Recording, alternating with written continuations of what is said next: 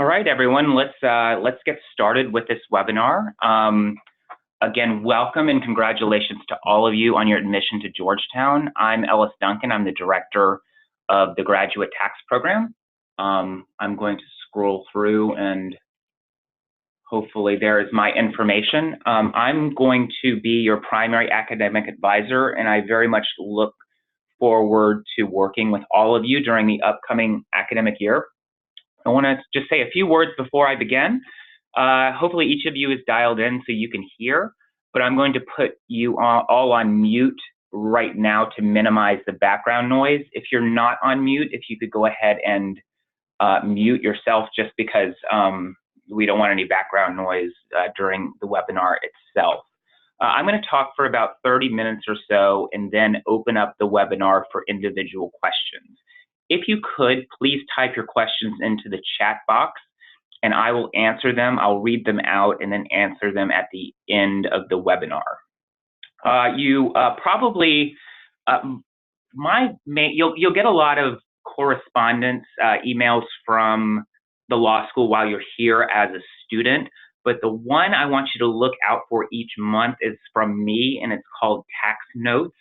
I put together a monthly newsletter that's delivered to each of you on the first business day of each month. And this is going to be the primary way I communicate with all of you. Now, what I try to do in each monthly newsletter is assemble all of the tax-related information that you will want to know for the month, including deadlines, opportunities, if we have programming, career-related events.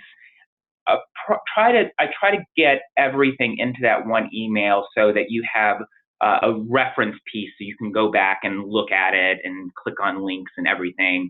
So be on the lookout for that every single month. You should have gotten one from me. I believe it was last Monday, which is June 3rd, which is the first business day of the month. And I will continue to deliver those on the first business day of each month. So please be on the lookout for that. Now, in the June Tax Notes newsletter, I included a link to a course selection guide. I worked with the faculty, the tax faculty, to create separate guides for U.S. and foreign trained students. Now, I think that it's a good and useful first place to start when you're considering your course selections. I go over what the requirements are.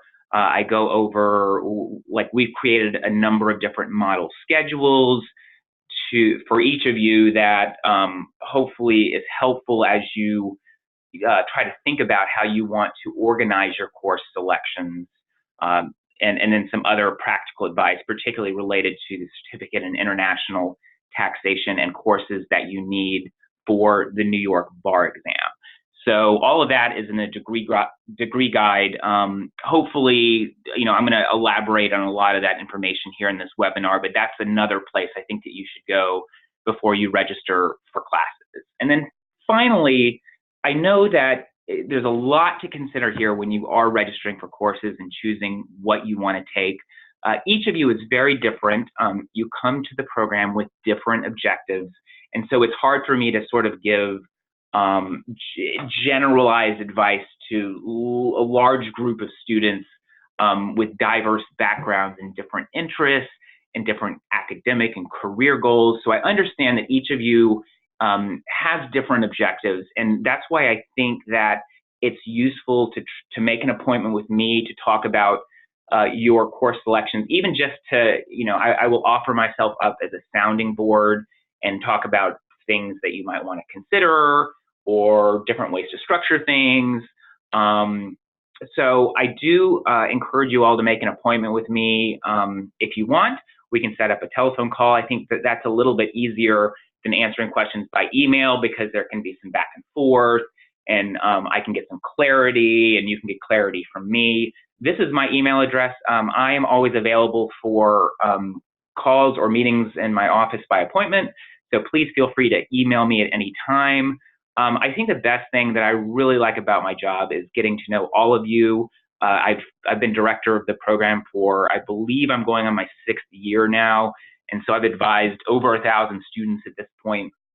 That to me is one of the best things about my job, is getting to know you, working with you throughout your academic year to make sure just to see you succeed after the program. So I do want to get to know you. So I encourage you to make an appointment with me just to talk, and I do want to get to know you. So the first thing I want to talk about is just some of the mechanics for course registration. You should have received an email from our LLM Academic Services team that discusses the registration process and highlights important dates. So I do want to go over all of this information with you. So there are lots of different opportunities to register for classes and then later change your course selection. So the preferred registration period will be the first opportunity that you will have to register for classes. The preferred registration period begins on next Thursday, June 20th at 9 a.m. and will end on Monday, July 8th at 9 a.m. Now, the important thing that I just want you to keep in mind about preferred registration is that there is really no benefit to getting in there right on June 20th and being the first person to register to get into classes. All course selections are processed at the same time after preferred registration has ended on July 8th. So it doesn't matter whether you definitely don't want to miss that July 8th deadline, but it doesn't really matter when in the preferred registration period between June 20th and July 8th you register, because everyone's course selections are processed by the registrar's office at the same time. So this means I would encourage all of you to meet with me to discuss your course selections, and I can answer some of the questions you have. Now, you'll have several opportunities to change your course selection. So if you think you want to do something different after you've submitted your preferred registration request, that's absolutely fine. Live registration, which means registration in real time, will open up for you on August the 5th. And for the fall semester, you'll have between August the 5th and September the 10th, which is the second week of classes. September the 10th is the end of the add drop, that is when the add drop period ends. You'll have like over a month, including orientation and the first week of classes, to go in and adjust your schedules. You need to have your schedules, as I mentioned, finalized by Tuesday, September 10th at 3 p.m. So that's the most important deadline for the fall semester. And again, even though right now you will register for both the fall and the spring semesters, you'll have until I believe it's January the 21st to finalize your spring semester schedule. So I know that a lot of times students get into the program, start classes in the fall, and then completely rethink what they're doing in the spring. And again, that's completely fine. You'll have plenty of opportunities to change your selections for the spring semester. And then finally, just something to keep in mind when you are going through the preferred registration process, the tax courses rarely, and I'm talking like there's out of the 65 tax courses we offer each year, rarely is there a waiting list. Maybe one or two smaller seminars could run a waiting list, but most classes, there tend to be plenty of seats. So, again, I encourage you to register for everything that you need, not leave anything out, and do it during the preferred registration period. But because we don't run waiting lists for tax courses, if you're taking other courses, if you want to explore other areas outside of tax, including courses that you might need for the New York bar exam, which I'm going to discuss later, when you rank your courses, you should put those first. So courses like federal income tax, which is a required class, and corporate tax, I would list those like towards the bottom, because those are courses that are required, and so there's definitely enough seats for you'll get into those classes. But anything that's not a tax class, I would put up at the top, and I would rank probably federal income tax and classes like corporate tax like towards the bottom. So now I'm going to stop talking about registration, and I'm going to move on to general program requirements for foreign trained students. The credit requirements are as follows. You'll need 20 academic credits to earn the LLM degree. 16 of those credits are must be in tax specialization credits, which means they are tax courses. You can find these pretty easily, what counts as a tax course, by going to our online curriculum guide, and you can sort your classes by a graduate program, and under that drop-down menu, select LLM and taxation. The easiest way to find a tax course is that it will probably have the name tax or the word tax in the title, so it's pretty easy to identify what counts as a tax specialization credit and what does not. One thing, and again, I know there's a lot of interest in externships, and we have a lot of different amazing opportunities here in Washington to do an externship. This year, for the first time, externships will actually count as tax specialization credits, which is great as long as you're doing a tax-focused externship. Foreign trained students can do one externship in the spring semester. I'm going to talk a lot more about externships in a webinar that I'm doing next month about the job search and careers in tax law. So this particular webinar, I'm going to focus more on courses. Next month's webinar, we'll discuss the careers in tax law, where I'll go into externships. If you want to do an externship, I'll talk about it then. But for right now, I think what most students do is just register for an extra course. And then if you are successful in obtaining an externship, then you can just drop that course at a later time once you enroll in the externship. And then finally, I want to just discuss the credit hour limits, and these are pretty firm. We don't allow, for good reason and for reasons that you'll figure out once you get here, we don't let full-time students take any more than 13 credits, and part-time students can't take more than 7 credits. We really don't deviate from this. This is for your own benefit. 13 credits is a lot of work. You'll figure that out again when you get here. So I want you to keep these credit limits in mind. Also, when you register for classes, like if you register for more than 13 credits, anything else beyond that you will not be added to your schedule. So don't register for more than 13 credits because that is the maximum. All right, so now I'm going to go over required courses, and then I'm going to talk a little bit about what we recommend that you take in addition to the required courses, and I'll tell you a little bit about why we're recommending particular courses. And then I'm going to go over course sequencing a little bit.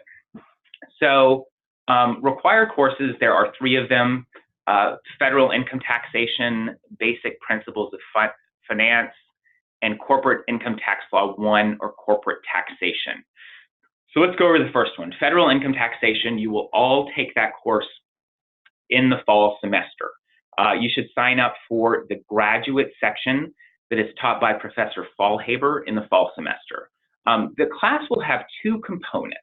There will be a lecture component, which the class will meet on Monday and Wednesday afternoons. I believe it's from 1:20 to 3:20. In the lecture class, you'll be in the classroom with JD students. So it'll be kind of roughly split. There'll be about 30 non-US trained LLMs and then 70 upper level JD students who will take the lecture classes together.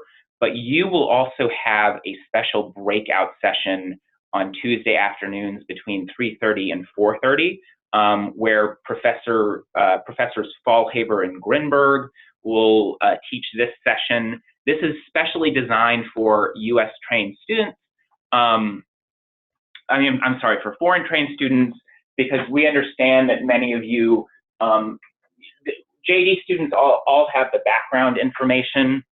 And this is to help, the breakout session is to help you bridge the gap between, what just general US legal principles that JD students have been exposed to in the first year of law school. Another point I want you to keep in mind is even though there will be JD students in the lecture portion of federal income tax, you will not be graded on the same curve as the JD students. Professor Faulhaber will have probably an exam for the foreign trained students, for all of you all, that will be a little bit different than the one that she's going to give to the JD students in the lecture class. So don't worry about that. You'll be on a separate curve, so you won't be, unfairly disadvantaged by competing against JD students. You'll be evaluated against one another. So don't worry about that. And then finally, just one note when you register for classes, a lot of classes, you'll notice when you look at the curriculum guide that a lot of classes will list federal income taxation as a prerequisite class. Now, if you are taking federal income taxation at the same time as another class that requires that as a prerequisite, that's completely fine as long as you're taking them at the same time. The federal income taxation prerequisite will be satisfied. So that's on federal income taxation. Be sure to sign up for the section with Professor Faulhaber. The next requirement is basic principles of finance. Now, this is a 0 credit online course, and all students who matriculate into the LLM program must take that course in the first semester as a student. So you don't actually need to register for this class. It will automatically be added to your schedule. One good thing about this course is because it's online and it was captured last fall, you can actually get a head start on this class and take it, watch the videos and take the online exam before you even get to campus, or at any time during the first semester, as long as you complete the exam for Basic Principles of Finance, which is an online multiple choice exam. It needs to be completed by the end of the exam period, which is December the 21st. Now, if you want to get a head start on it, which I encourage you to do because you're going to be plenty busy when you get here, there's a link in my tax notes email that I sent to all of you beginning of last week that shows you how to sign up for it, so you can get your login credentials and get a head start on that class by following the link. Just remember that you have to complete the final exam for it. It's entirely online, but the final exam must be completed by Saturday, December 21st, which is the end of the final exam period. And then finally, a course in corporate taxation is also a requirement for the LLM degree. You got 2 choices, and I'm going to explain the difference. You can take Corporate Income Tax Law 1, or you can take Corporate Taxation. Corporate Income Tax Law 1 is a 2-credit course. Corporate Taxation is a 4-credit course. I think it kind of depends on how much time you have in your schedule. I always think the 4-credit one is more comprehensive, but sometimes a lot of students only have so much time in your schedule, so they take the 2-credit version. The difference is, just to briefly go over what the difference is, Corporate Income Tax 1 covers corporate operations. So it's basically the taxation of corporations, everything from formation to dissolution and everything in between. Corporate taxation, the 4-credit version, also covers tax-free corporate reorganizations and Section 355 spinoffs. So these are tax-free reorganizations. Basically, that's mergers and acquisitions. So you can do either one. I recommend that you take them in the spring because this course, a lot of it builds on what you will learn in federal income taxation in the fall. So those are the requirements. I'm going to talk a little bit about what we recommend for non-US trained course students and why. Actually, the first 2 on this list we recommend for everybody. Taxation of international tax is pretty, I think a lot of you would want to take that anyway.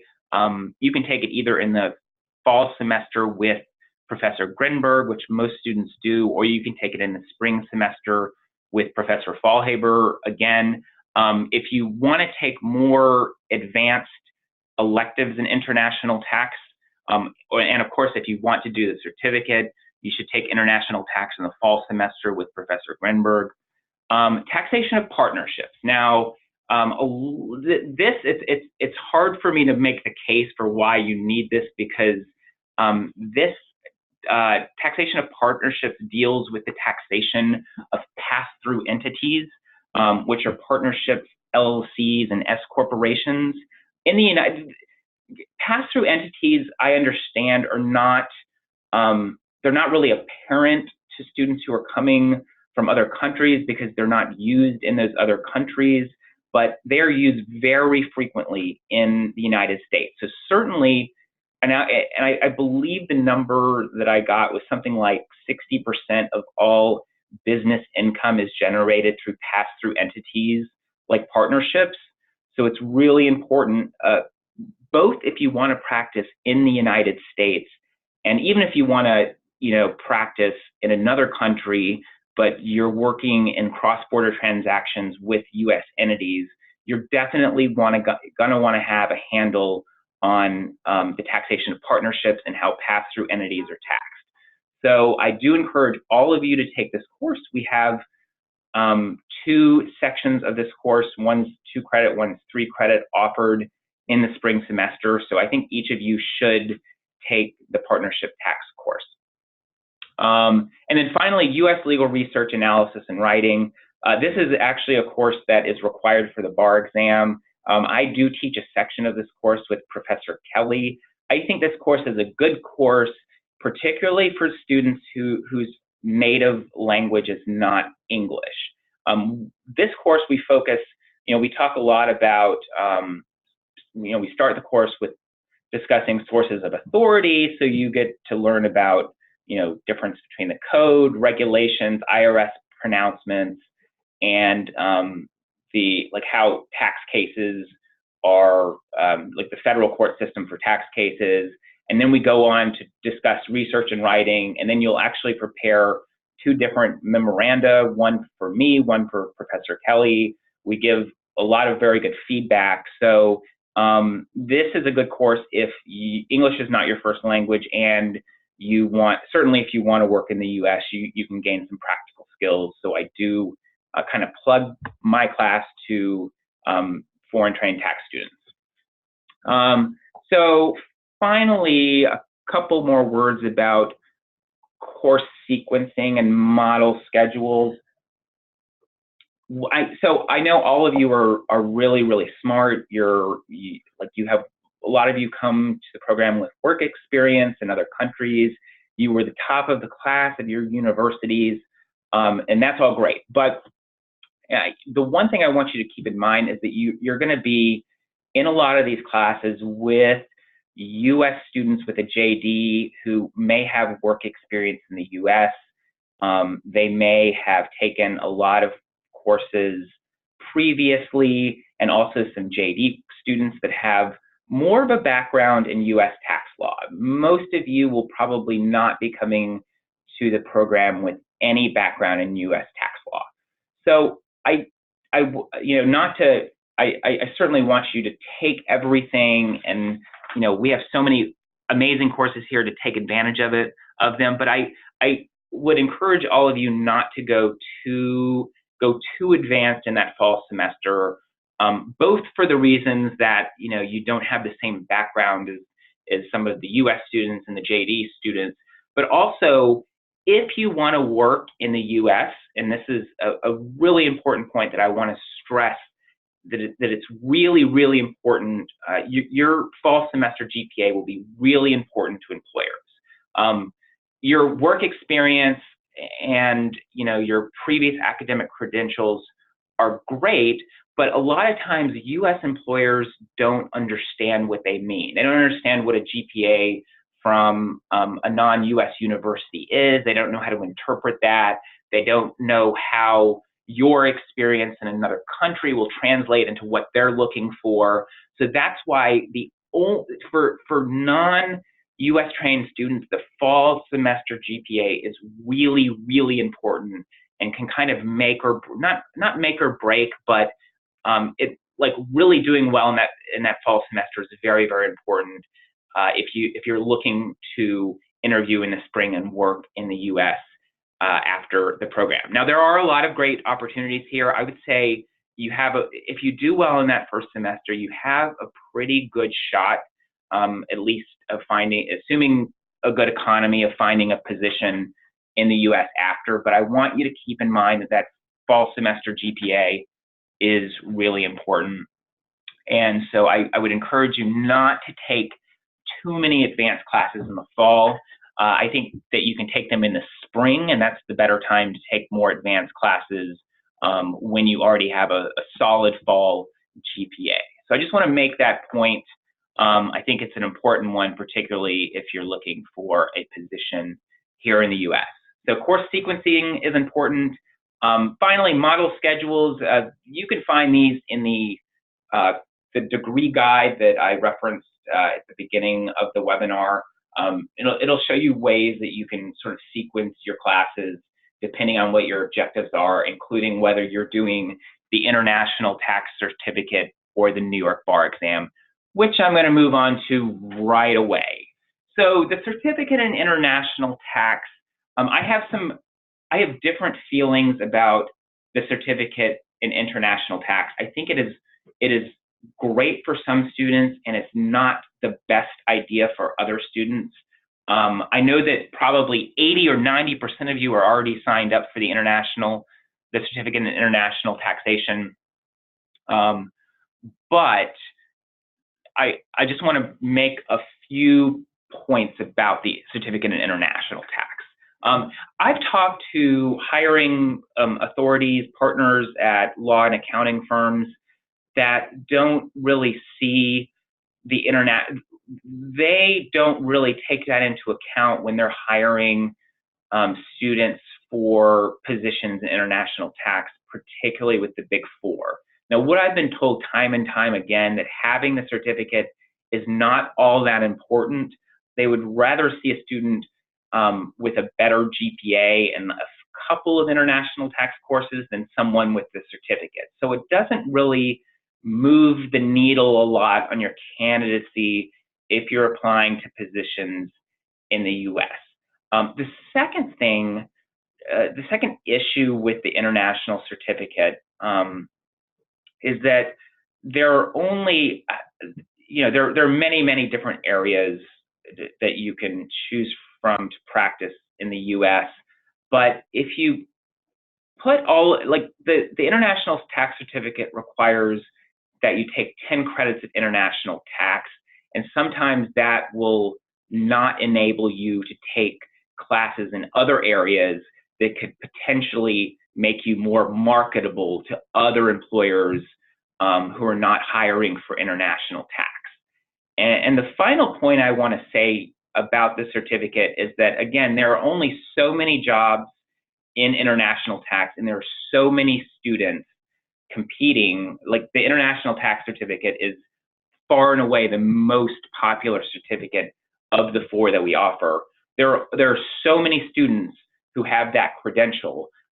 So I think that if you want to, if your primary goal is to work in the U.S., it's probably a better idea to spread your electives out and take a broad variety of courses that would make you more marketable to a broader variety of employers. So that's just these are just personal recommendations. This is not to dissuade you from doing the certificate if you want to do it. It's certainly great for students who want to go back to their home countries. It could be a good idea, but I just wanted to give you the caveats of that I sometimes don't think that concentrating all of your electives in international taxes is the best idea. It's probably best to get a broader array of courses. So if you decide to do the international tax certificate, you know that you have to take 10 credits, including international tax in the fall semester with Professor Grinberg. You'll then need to take a course in transfer pricing. We offer 2 of them. I personally don't think it matters which one you take. It just is dependent upon what your schedule looks like. We offer the survey course in the fall and then the selected topics course in the spring. You need to take tax treaties as well. I recommend that you take that in the spring semester because, again, some of the material covered in that class will build upon what you've learned in international tax. And then after that, that will be 7 credits. You'll need 3 extra credits in international tax to complete the certificate. So if you've elected the certificate on your application, you signed up for it and checked the box, there's nothing else you need to do. You'll be enrolled in the certificate. If you have not elected the certificate and you want to do it, you can just do that by emailing me. There's my email address before September the 10th, which is the end of the add drop period for fall. Whether you've already signed up for the certificate or you sign up for it later, it will be added to your schedule after add drop in September. So that's when it'll show up on your transcript. And the last topic I want to talk about is the New York bar exam, because usually each year we have somewhere between like 60 and 80% of students who want to take courses for the New York bar exam and complete the tax LLM. The good thing here at Georgetown is you can do that, and I would ask you to refer to the degree guide that I referenced previously in the webinar. You will need to, you'll have a highly structured curriculum if you want to do both the tax LLM and the New York bar exam. You'll need 13 credits in each of the 2 semesters. So with careful planning, you can get both. You can get the tax LLM and all of the courses required for the New York bar exam. The one course that counts as both a New York bar class and a tax class is the U.S. Legal Research and Analysis course that I teach with Professor Kelly in the fall. So you should sign up for that course, that section of U.S. Legal Research. Unless you come, I know that some of you come to the summer LLM experience. I think that if you want to do the certificate in international tax and the New York bar and the tax LLM, I think that you can't do all of that in 1 year. I think you're going to have to come to the US next month and take the 2 classes that are offered as part of the summer experience, which are the Foundations of American Law and Professional Responsibility. We can talk.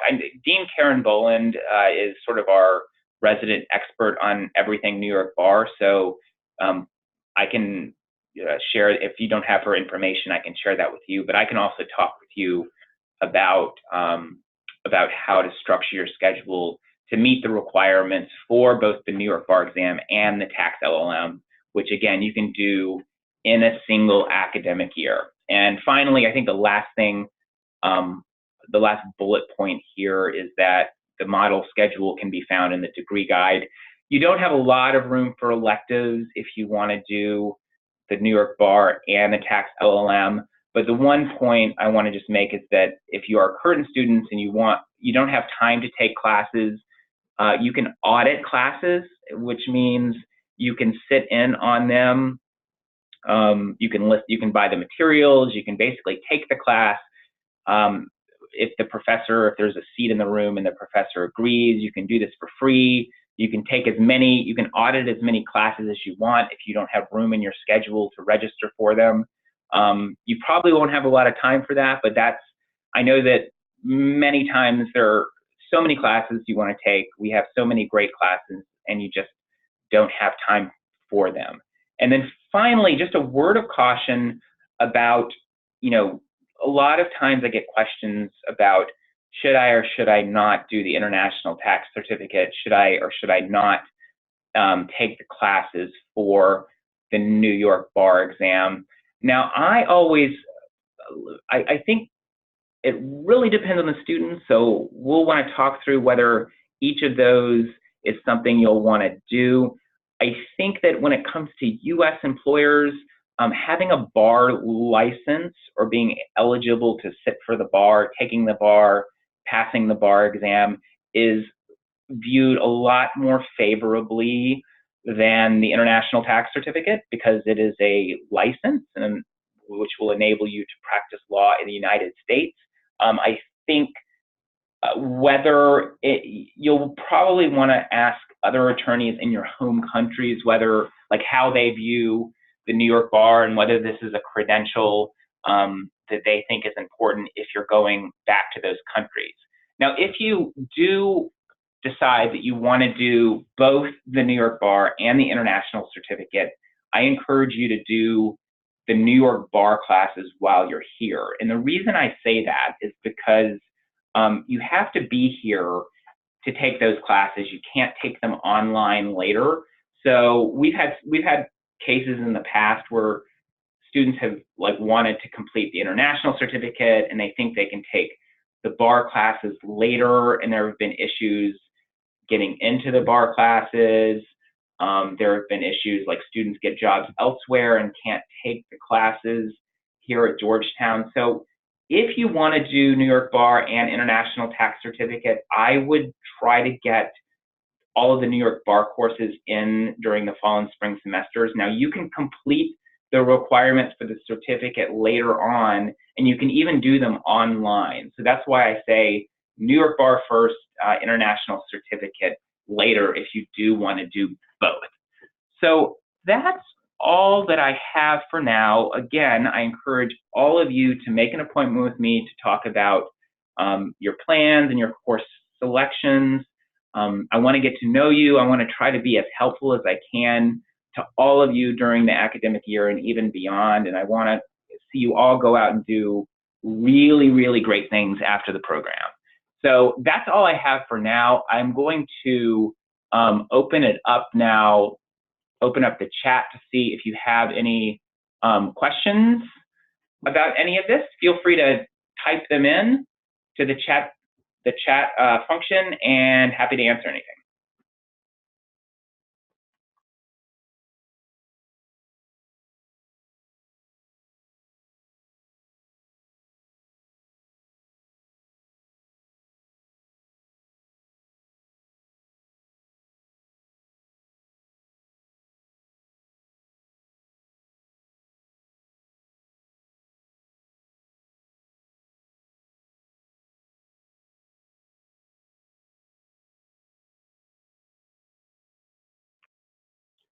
Yes, state and local tax certificate. So yeah, happy to give advice on the state and local tax certificate. It's a great area. It is a growing area, and there are a lot of job opportunities in the state and local tax area. Now, students you can do the state and local tax certificate. It's going to require the completion of 10 credits. It's a fixed curriculum where you'll take 3 classes, 2 credits in the fall semester, and then 2 more 2-credit classes in the spring semester. I'd also encourage you to supplement this, in addition to doing the certificate, try to do an externship in state and local tax in the spring semester. Again, this is a great area. I'm not the expert on this area is Professor Tatarovich, and feel free to email me and I can put the two of you in touch. He can tell you a little bit more about the content of the courses, as well as career opportunities for those who want to specialize in state and local tax. But it is a great area, and it's often overlooked by a lot of students, definitely by non-US trained students, but it's a great area. There are many, many jobs, and a lot of practitioners I know that chose SALT, as we call it, state and local tax. SALT is the acronym we use. A lot of alumni who have gone into that area are really, really happy with their choice.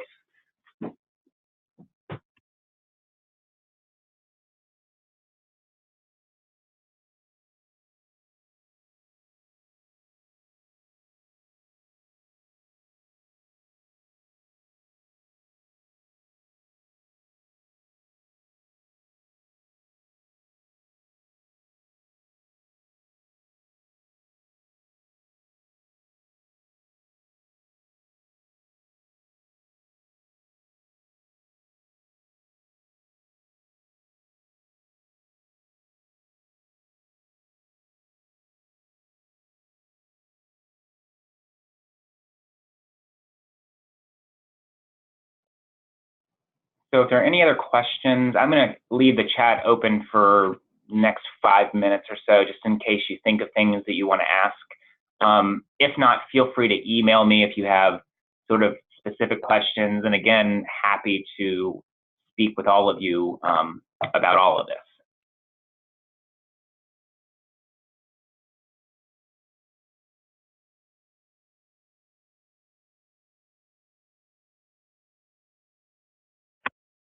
Yes. So I think the question is, are anywhere you can find courses required for the New York bar exam? Yes. So they are listed on our website. What I recommend, there are 3 required 2-credit classes, and then you must take 6 more credits of coursework tested on the New York bar exam. So what I usually recommend is that you take the 3 required courses, which are Intro to U.S. Legal Systems, Professional Responsibility, and then U.S. Legal Research Analysis and Writing in the fall semester. And then in the spring semester, you can take any combination of courses tested on the New York bar. Again, that's on our website.